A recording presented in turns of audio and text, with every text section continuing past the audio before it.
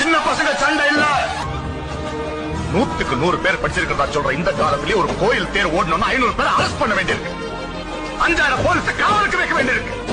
இப்போ இப்படின்னா அந்த காலத்தை யோசிச்சு